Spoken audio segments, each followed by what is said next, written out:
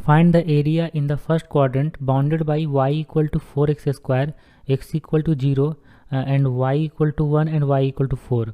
ठीक है, तो ये कर्व है y इक्वल टू 4x²। इसका मतलब ये जो कर्व है ये किस टाइप का कर्व है, ये है x² equal to 4ay type से जो पैराबोला होता है ना, वो पैराबोला टाइप का कर्व है।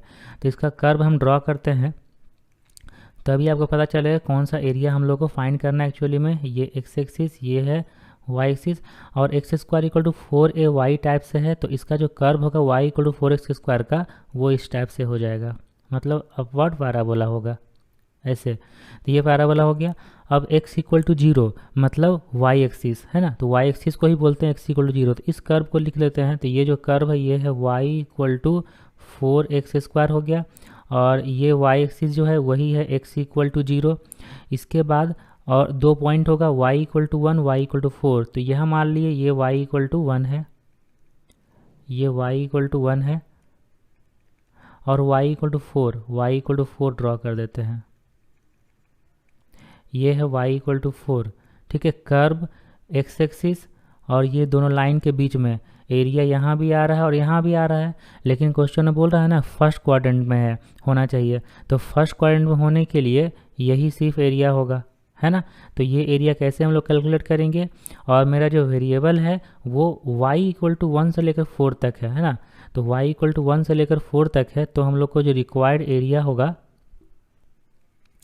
रिक्वायर्ड एरिया वो कितना हो जाएगा, रिक्वायर्ड एरिया होगा y इक्वल टू 1 से लेकर 4 तक x इंटू डी वाई। ठीक है, डी वाई में जाएंगे क्योंकि y का वैल्यू 1 से लेकर 4 तक है।